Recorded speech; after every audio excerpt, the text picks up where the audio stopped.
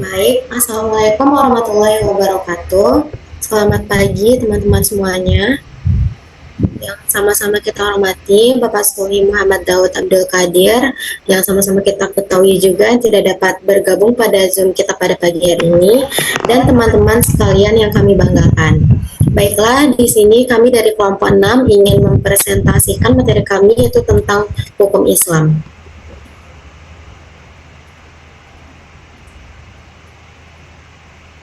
Di mana hukum Islam diartikan sebagai keseluruhan ajaran yang bersumber dari kitab Allah dan mengatur seluruh aspek kehidupan umat muslim, baik yang bersifat ibadah maupun muamalah, sehingga tercipta keteraturan dan keadilan sosial. Dalam Islam, hukum tidak hanya dipandang sebagai aturan formal, tetapi juga sebagai pedoman moral dan spiritual untuk mencapai kebahagiaan dunia dan akhirat. Untuk materi selanjutnya akan disampaikan oleh Putri, Nisrina, dan Najal. Dipersilakan.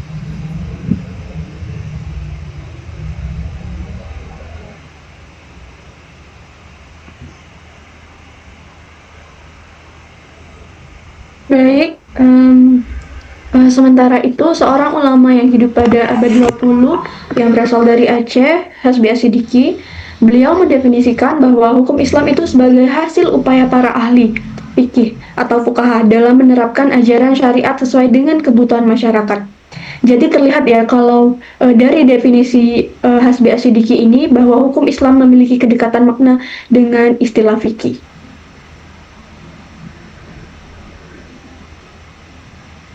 Selanjutnya, di sini kami merangkum beberapa sumber hukum Islam.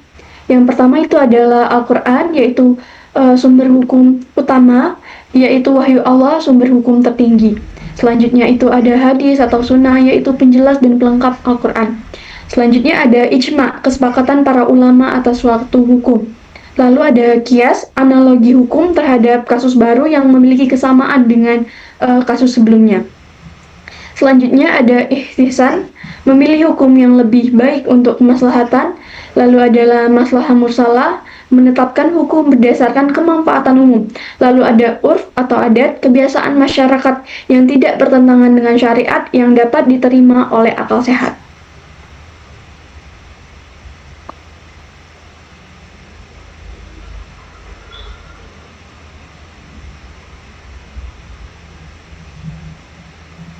Baiklah, di dalam Islam itu terdapat 3 sumber utama yang menjadi pedoman dalam menetapkan hukum, yaitu Al-Quran, hadis, dan juga ittijad. Namun, para ulama itu berbeda pendapat dalam mengelompokkan sumber hukum, terutama pada sumber ketiga. Sebagian ulama menambahkan ijma dan qiyas sebagai sumber hukum berikutnya. Meskipun begitu, kedua hal ini sebenarnya termasuk bagian dari metode istijad, bukan sumber yang terpisah. Selain itu, ada pula metode lain seperti istisan, urf, istizab, maslahah al-mursalah, syar'u man qablana, dan qaul al-sabi, yang semuanya termasuk dalam bentuk istijad.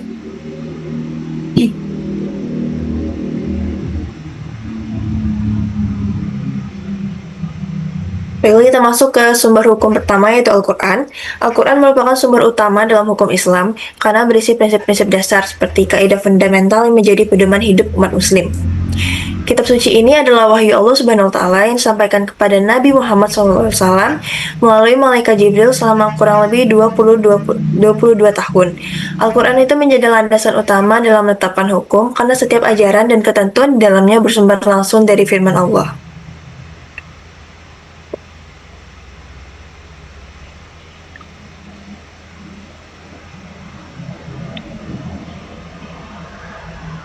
Kemudian sumber hukum kedua yaitu hadis atau sunnah. Hadis itu menempati posisi kedua setelah Al-Quran sebagai pedoman hukum Islam. Tanpa hadis, ajaran yang terdapat dalam Al-Quran sulit dipahami secara menyeluruh dan tidak dapat diterapkan dengan tepat. Hadis berfungsi menjelaskan konteks turunnya ayat atau asbab al-nuzul, serta memperjelas makna dan penerapan hukum yang terkandung di dalamnya. Secara bahasa, hadis itu berarti berita atau perkataan, yang dalam istilah syar'i, hadis adalah segala ucapan, perbuatan, dan ketetapan Nabi Muhammad SAW yang dijadikan pedoman oleh umat Islam.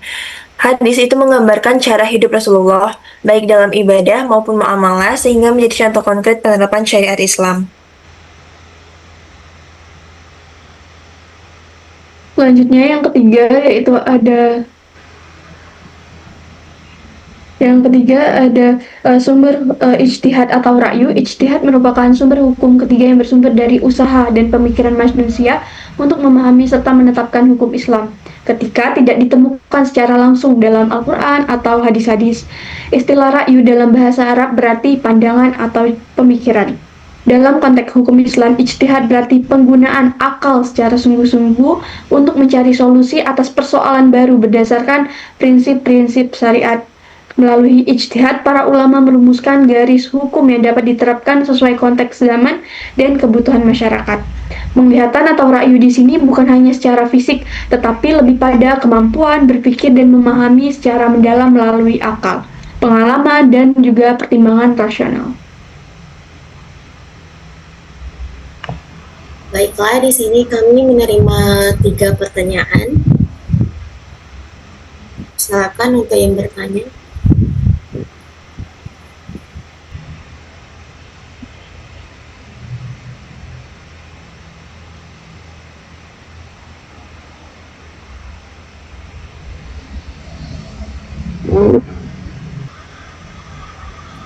Baik, ya kepada Atia, persilakan untuk memberikan pertanyaannya.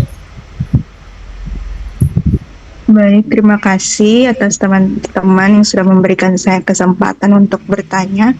Jadi tadi saya melihat kalau sumber hukum Islam itu kan ada Al-Quran, hadis, sama ijtihad. Nah, kemudian kan tadi dijelaskan juga kalau misalnya ijtihad itu merupakan sumber hukum yang bersumber dari usaha dan pemikiran manusia. Nah, pertanyaan saya itu usaha yang bagaimana atau pemikiran manusia yang bagaimana gitu, bisa nggak diberikan contohnya? Soalnya kalau dari pengertiannya tadi tuh masih bingung gitu, kayak contohnya tuh kayak mana gitu. Itu aja sih. Baik, terima kasih Atia.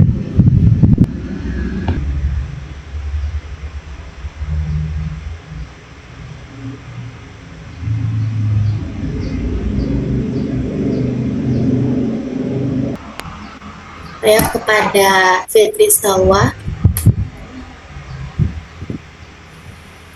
Sebelumnya, terima kasih atas kesempatannya. Perkenalkan, nama saya Fitri Salwa dengan NIM akhir 087. Saya mau bertanya, bagaimana hukum Islam dapat memastikan keadilan ketika suatu kasus tidak disebutkan secara eksplisit dalam Al-Quran maupun hadis?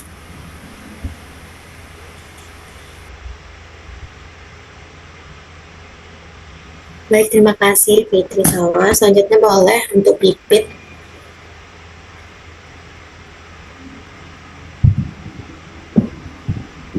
Sebelumnya terima kasih kepada Olivia. Perkenalkan, nama saya Pipit Hafningrum dengan NIM akhir 019. Izin bertanya,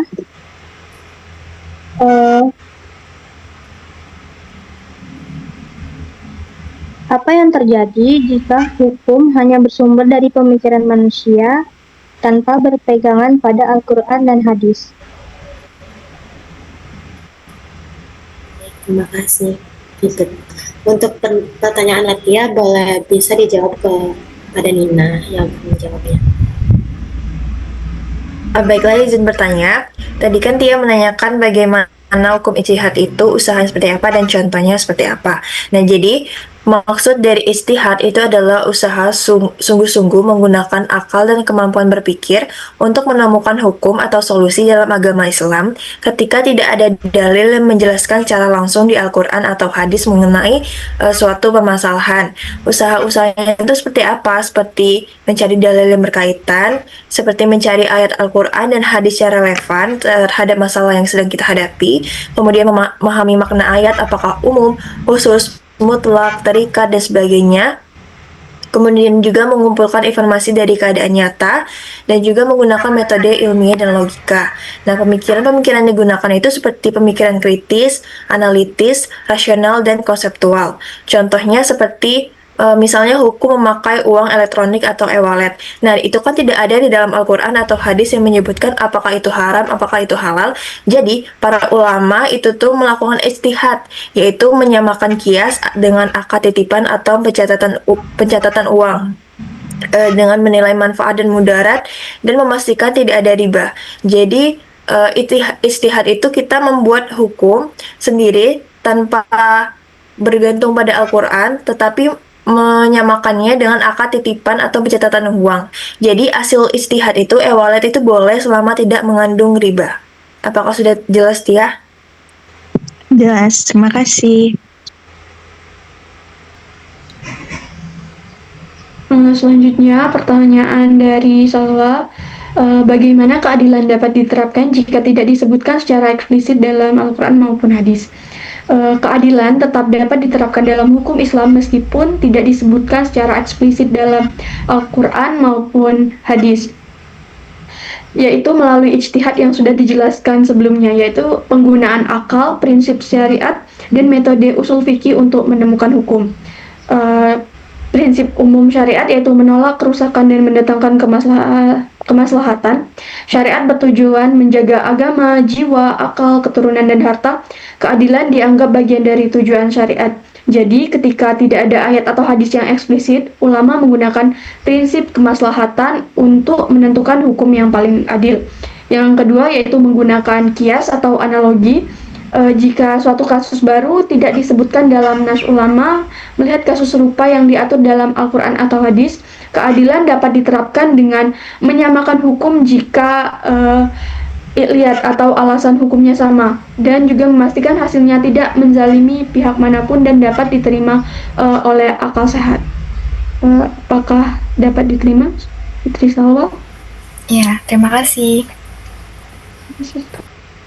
Baik, di sini saya akan menjawab pertanyaan dari Pipit, yang mana tadi apa yang terjadi jika hukum hanya bersumber dari pemikiran manusia tanpa berpegang pada Al-Quran dan hadis.